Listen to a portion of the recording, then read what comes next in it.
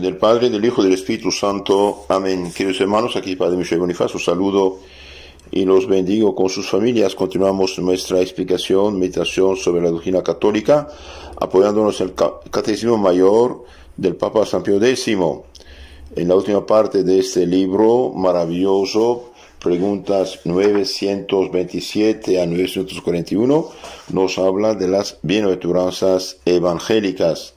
Bienaventurados los pobres de espíritu, los mansos, los que lloran, los que tienen hambre y sed de la justicia, de la santidad, los misericordiosos, los limpios, puros de corazón, los pacíficos y los que padecen persecución por causa de la virtud, de la justicia, de la santidad. En las charlas anteriores hemos explicado lo que decían San Jerónimo y San Juan Crisóstomo. Hoy vamos a ver lo que dice otro gigante de santidad, San Ambrosio, que fue el grande obispo de Milán, Italia, el que convirtió al futuro gran San Agustín. Ese santo murió en 397 después de haber extirpado la herejía ariana que negaba la divinidad de Cristo nuestro Señor y se decía católica sin embargo. Entonces aquí en su libro tratado sobre el Evangelio de San Lucas, libro quinto, párrafo 49 y siguientes, nos habla San Ambrosio de las bienaventuranzas. San Lucas dice no ha consignado más que 4 bienaventuranzas del Señor, mientras que San Mateo 8, pero en las 8 se encuentran las 4 y en las 4 las 8. Uno ha escogido 4 como las 4 virtudes cardinales: prudencia, justicia, fortaleza, templanza. El otro también ha considerado en las 8 un número místico, pues muchos salmos llevan el título para la octava, y te está prescrito de hacer las partes para 8, tal vez las bienaventuranzas. Del mismo modo que la octava es el cumplimiento de nuestra esperanza, así también la octava es la suma de las virtudes.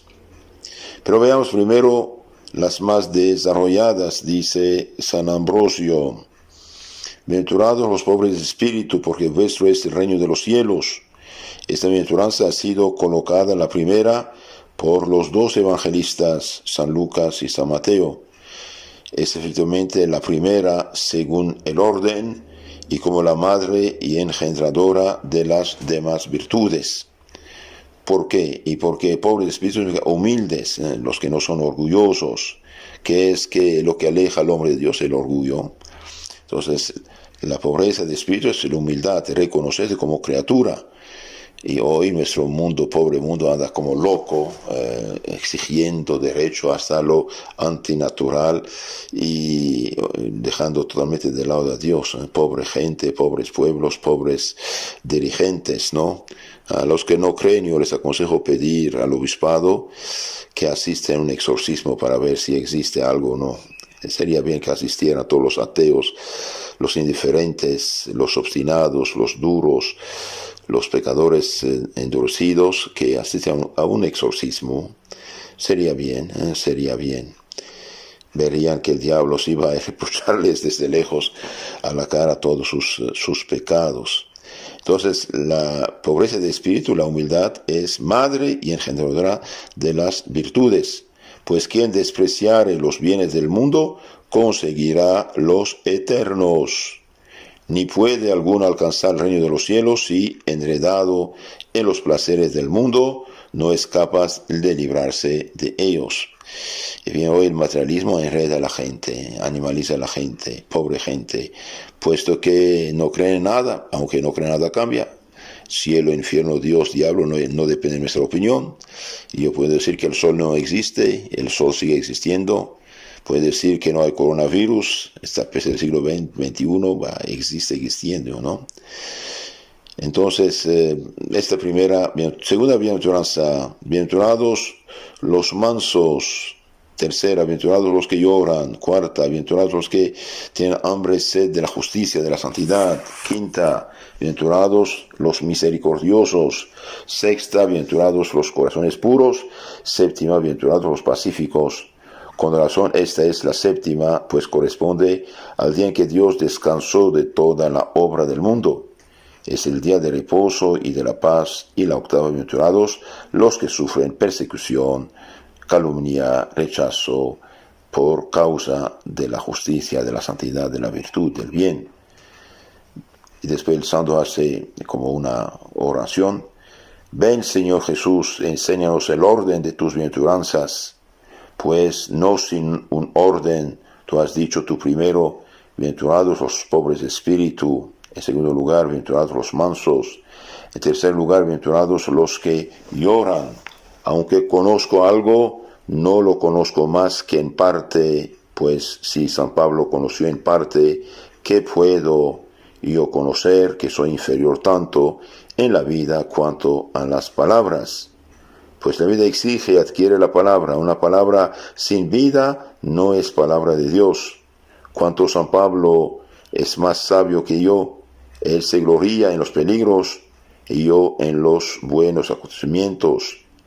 San Pablo se gloría porque no se exalta con las revelaciones. Yo, si tuviese revelaciones, me gloriaría y caería en la soberbia.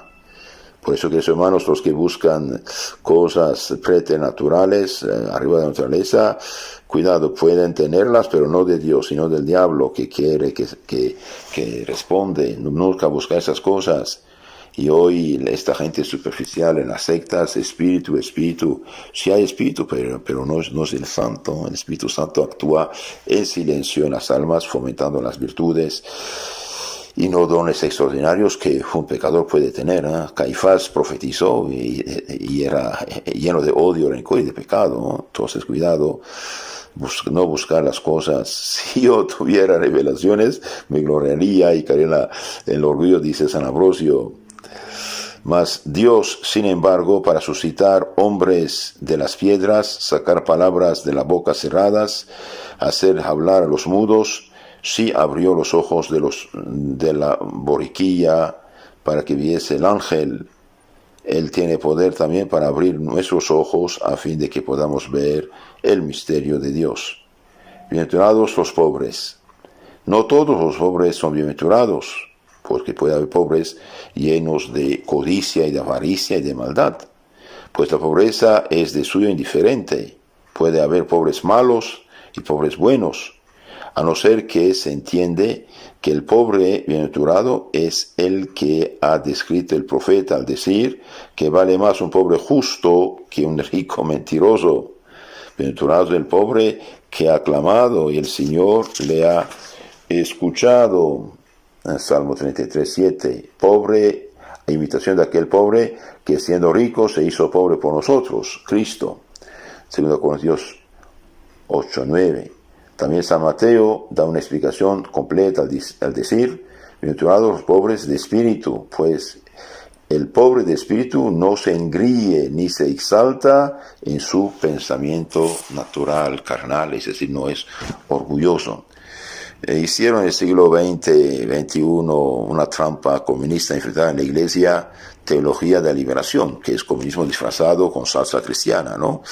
Y bien, pobres sacerdotes que fueron educados en estas ideas, pobres y pobres y pobres, preferencia de los pobres, y bien, los pobres quedaron más pobres y los ricos pobres de ellos, porque ¿quién es más pobre, miserable, el que es en pecado mortal, aunque sea multimillonario, ¿no? Tal es pues la primera aventuranza, dice San Ambrosio, dejando todo pecado, despojado de toda malicia, estando cuanto en mi simplicidad, desnudo de todo mal, solo me queda moderar mi carácter. ¿De qué me sirve carecer de los bienes del mundo si no soy manso ni pacífico? Pues sigue el camino recto el que sigue aquel que dijo, aprende de mí que soy manso y humilde de corazón. Sigue el camino recto a Cristo que dijo, aprende de mí que soy manso y humilde de corazón. San Mateo 11:29.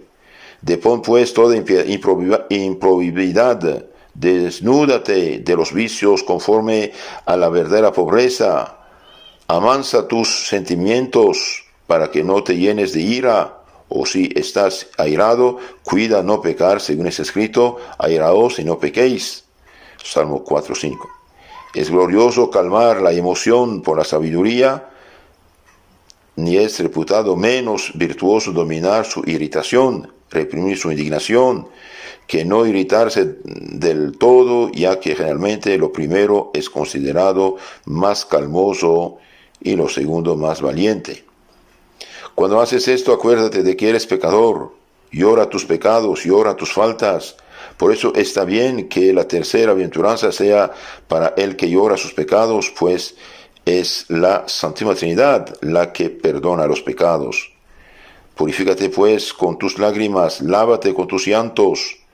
Si tú mismo lloras, no llorará otro por ti. Pues si Saúl hubiese llorado sus pecados, Samuel no hubiera llorado por él. Cada uno tiene sus muertos a quien llorar. Muertos estamos nosotros cuando pecamos. Muertos estamos cuando pecamos. Cuando nos llenamos con los huesos de la muerte. Muerta es la palabra mala que sale de la boca, pues sale de un sepulcro malo. Sepulcro abierto es la garganta suya. Salmo 5:11.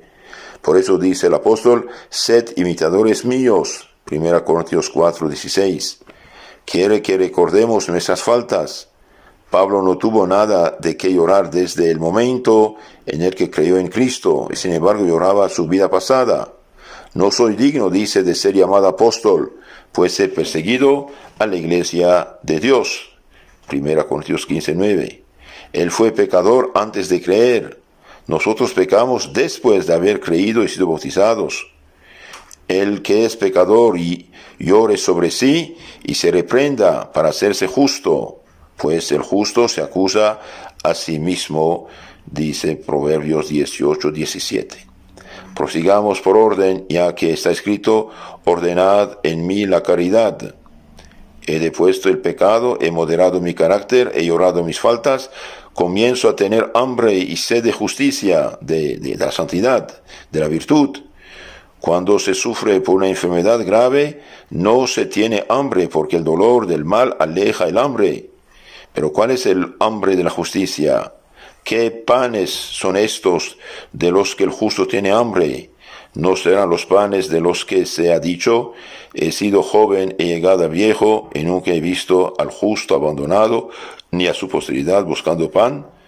Salmo 36:25. Quien tiene hambre busca acrecentar sus fuerzas. ¿Hay algo que aumenta más la virtud que la norma de la justicia? No. Después de esto son bienaventurados los misericordiosos, pues la misericordia sigue a la justicia, a la santidad, ya que se ha dicho, ha repartido, ha dado a los pobres, su justicia permanece para siempre. Salmo 111:9.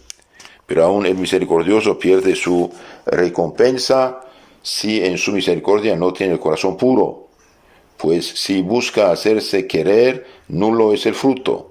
Limpia pues lo íntimo de tu alma, y cuando hayas purificado cuidadosamente lo más secreto de tu corazón, ten compasión de los que tienen que luchar, y comprende cuántos hombres, cuántos hermanos tuyos reclaman tu ayuda.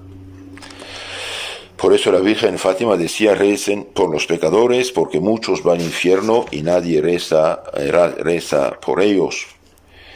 Mas si tú antes no vacías tu interior de toda mancha de pecado, de suerte que ni disentimientos ni riñas nazcan de tus disposiciones, no puedes llevar remedio a los demás.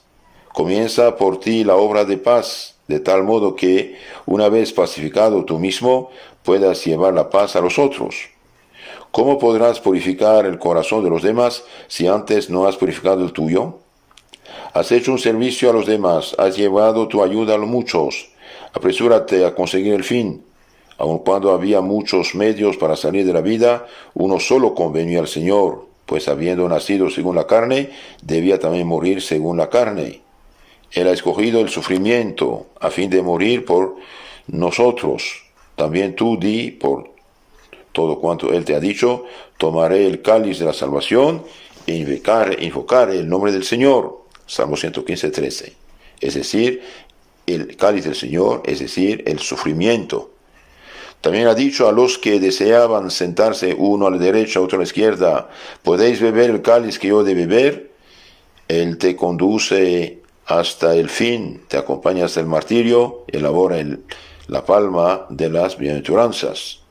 Observa pues el orden, es necesario que seas pobre de espíritu, pues la humildad de espíritu es riqueza en virtudes.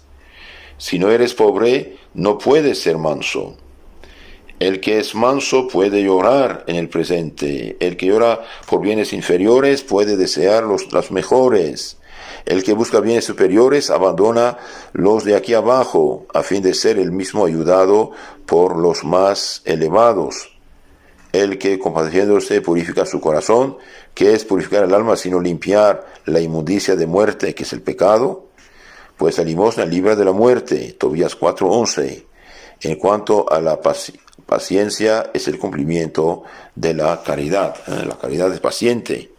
Y el que sufre persecución, metido en el combate supremo, es probado por la adversidad, a fin de ser coronado después de haber luchado conforme a la ley.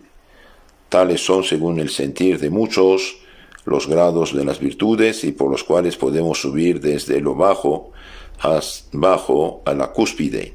Por lo demás, ¿cuál es el aumento de las virtudes? Así también es el aumento de la recompensa. Ser hijo de Dios es más que poseer la tierra y obtener consuelos, más desde el momento que la primera recompensa es el reino de los cielos, y la última recompensa también es el reino de los cielos. Existe idéntica recompensa para los que comienzan que para los que terminan. No se trata tal vez de hacernos comprender que en el sentido místico hay un primer reino de los cielos, el del apóstol, disolverme y estar con Cristo, he aquí el primer reino, cuando los santos son arrebatados en las nubes al encuentro de Cristo en los aires. Y pues la multitud de los que reposan se levantará, unos para la vida eterna y otros para el oprobio, dice San Pablo, 1 Tesalonicenses 4:17. Daniel 12:2. Luego, un primer cielo es prometido a los santos por la liberación del cuerpo. El segundo reino de los cielos consiste en estar con Cristo después de la resurrección de los cuerpos. Cuando estés en el reino de los cielos, entonces hay progreso en las moradas. Aunque solo hay un reino, sin embargo diversos son los méritos en el reino de los cielos. Después de la resurrección libre de la muerte, comenzarás a poseer la tierra, aquel a quien se ha dicho, tierra eres y en tierra irás. Génesis 3:19. No posee su tierra, no puede ser poseedor si no recoge los frutos. Luego, librando por la cruz del Señor, si te encuentras bajo el yugo del Señor, encontrarás el consuelo en la misma posesión. El deleite sigue el consuelo, la misericordia divina al deleite. Luego Dios llama al que compadece. El que es llamado ve al que le llama. El que ha visto a Dios es admitido a los derechos de la filiación divina. Y finalmente, como hijo de Dios, goza de las riquezas del reino de los cielos. Luego aquel comienza, este es colmado, pues lo mismo sucede en este mundo. Muchos forman parte del imperio romano, pero los que se aprovechan más del imperio son los más cercanos al emperador. Ahora diremos cómo San Lucas ha sintetizado en 4 las 8 bienaventuranzas. Sabemos que existen 4 virtudes cardinales: templanza, justicia, prudencia, fortaleza. El que es pobre de espíritu no tiene avidez. El que llora no se enorgullece, sino que es manso y sosegado. El que llora se humilla. El que es justo no niega lo que sabe que es dado a todos por un uso común. El que tiene compasión da de lo suyo. El que da de lo suyo no busca lo ajeno ni engaña a su prójimo. Existe pues una unión y enlazamiento entre las virtudes de tal forma que el que posee una parece que tiene muchas. Los santos tienen una virtud propia, mas la que es mayor recibe una recompensa más grande. Qué hospitalidad en Abraham, qué humildad, qué fidelidad cuando libra del enemigo al hijo de su hermano, a Lot. Pero como él lo ha hecho por la fe, ha merecido ante todos el primero por la fe. Luego cada uno tiene muchas recompensas porque tiene muchos incentivos para las virtudes, pero el que es más rico en méritos es también más galardonado en recompensa. Bienaventurados pues los pobres de espíritu, tienes allí la templanza, que se abstiene del pecado, pisotea el mundo, no busca los atractivos mundanos. Bien, que hermanos, todos esos santos gigantes, padres de la iglesia, doctores de la fe, no hablan ni de guerra, ni de envidia, ni de reclamar por revoluciones, justicia, no sé qué. Habla pobres de espíritu, humildes. Los pobres de espíritu, bienaventurados pues los pobres de espíritu, tienes ahí la templanza, que se abstiene del pecado, pisotea el mundo, sus honores, sus bienes, no busca los atractivos mundanos. Bienaventurados los que tienen hambre y sed, ¿de qué? De justicia, de santidad. De justicia no en sentido revolucionario, comunista, ateo. Santidad significa virtud, la justicia en la Biblia. Pues cuando se tiene hambre, se compadece del hambriento. Teniendo compasión, se da. Dando se viene a ser justo, pues su justicia permanece eternamente. Salmo 111, 9. También reconocemos en San Mateo la sed, el hambre espirituales que hacen desear la comida y la vida de la justicia, pues esta virtud es como la sustancia de las virtudes, de tal forma que el justo se pone al nivel de sus inferiores, excluye el engaño y busca la verdad. Bienaventurados vosotros que ahora lloréis, pues reiréis. Y aquí la prudencia, a la cual incumbe llorar lo que es pasajero y buscar lo eterno. Llorar sobre las cosas del mundo que se hacen a sí mismas la guerra y buscar al Dios de la paz, que ha escogido los necios según el mundo para confundir a los sabios, y que destruye lo que no es a fin de poder poseer lo que es. 1 Corintios 1:27. Bienaventurados sois cuando os aborrecen los hombres a causa de Cristo, por la verdad, por la fe, por el Evangelio. Aquí tienes la fuerza, pero aquel que en lugar de atraerle el odio por el crimen sufre persecución por la fe. Entonces, ser perseguido no porque uno quiere derrumbar estados, hacer revoluciones, no sé qué, esto no tiene nada que ver con el Evangelio.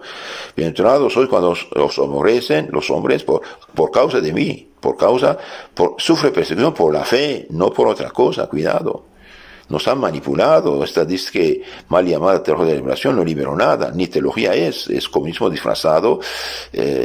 La mejor manera de poner justicia social en el mundo es cambiar los corazones. El cristiano verdadero que ama a Dios, amará a su prójimo, por amor a Dios ayudará a su prójimo.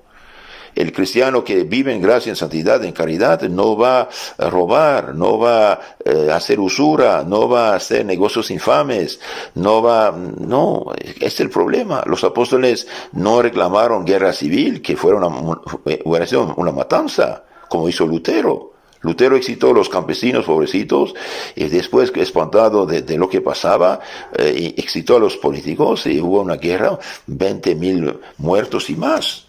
¿Cuántas guerras civiles hicieron esos bandidos? Tomar el Evangelio para otra cosa es diabólico. Es lo que hacen las sectas. En nombre de Cristo destruyen la obra de Cristo, los sacramentos de Cristo, la salvación de Cristo. Bienaventurados sois cuando os aborrecen los hombres por causa de mí, dice nuestro Señor. Bien, aquí tienes la fuerza, virtud de fuerza, pero aquel que en lugar de atraerle el odio por el crimen, sufre persecución por la fe. Uno es perseguido por la fe, pues así es como se llega a la corona del sufrimiento, desdeñando el favor de los hombres y anhelando el de Dios, para que sepas que la perfección de la fortaleza es el sufrimiento. Así es, dice, como sus padres trataban a los profetas, que los judíos han perseguido a los profetas hasta la muerte. Dice también la fortaleza de vencer la cólera, de contener la indignación, y por eso la fortaleza robustece al alma y al cuerpo conjuntamente. No los deja turbarse por algún dolor o temor de los que con frecuencia hacen impresión en nosotros como malos intérpretes. Luego la templanza implica la pureza de corazón y del alma, La justicia implica la misericordia, la prudencia, la paz, la fortaleza, la mansedumbre. Hasta aquí todo esto lo dice San Ambrosio, el gran doctor de la fe católica. Después dice: ay de vosotros ricos, que ya tenéis vuestro consuelo. Aunque la abundancia de riqueza implica las solicitaciones al mal, también en ella hay más de una invitación a la virtud. Sin duda alguna, la virtud no tiene necesidad de ayudas, y la contribución de los pobres es más digna de elogios que la liberalidad de los ricos. Sin embargo, a los que él condena por la autoridad de la sentencia celestial no son los que tienen riquezas, sino los que no saben usarlas. Entonces aquí San Ambrosio dice, cuando Cristo dice: ay de vosotros los ricos, que tenéis vuestro consuelo, no condena la posesión de las riquezas, sino el mal uso de la riqueza. Finalmente el rico, bueno, es ecónomo de Dios, ayuda a Dios en los pobres. Pues si el pobre es más digno de elogio cuando él da de buen grado y no se detiene ante los cerrojos de la escasez en perspectiva, no considerándose pobre si tiene lo suficiente para su condición. De mismo modo, el rico es más reprensible, pues él debía al menos dar gracias a Dios de lo que ha recibido y no tener encerrado e inútil un bien que ha sido dado para utilidad común, ni encubrir tesoros escondidos en la tierra. Entonces dice: va a ayudar. El mal no está en la fortuna, sino en el sentimiento, en la avaricia, en no ayudar, en esconderlo, y no sirve. Aunque durante toda su vida el avaro sufre una solicitud inquietante, una espera angustiosa, suplicio que nada lo sobrepasa, conservando con un temor angustioso lo que alimentará el despilfarro de sus herederos. Sin embargo, puesto que los cuidados de la avaricia, el deseo de atesorar, son como el aliciente de una vana alegría, teniendo su consuelo en la vida presente, pierden la recompensa, la recompensa eterna. Entonces, queridos hermanos, las virtudes, las bienaventuradas, realmente nos impulsan a practicar el Evangelio. De hecho, el gran discurso de nuestro Señor después de su ayuno y de las tentaciones son esto: bienaventurados los pobres de espíritu, bienaventurados los mansos, bienaventurados los que lloran sus pecados, los que tienen hambre y sed de justicia, de santidad, los misericordiosos, los limpios de corazón, los pacíficos y los que padecen persecución por causa de la justicia. Importante esto: causa de la justicia, de la santidad, de la fe, y no problemas causados por uno mismo. Porque Jesucristo propuso las bienaventuranzas. Jesucristo nos propuso las bienaventuranzas para que detestemos las máximas ideas del mundo, de los ateos, de los materialistas, y nos estimulemos a amar y practicar los consejos del Evangelio. ¿Quiénes son los que el mundo llama bienaventurados?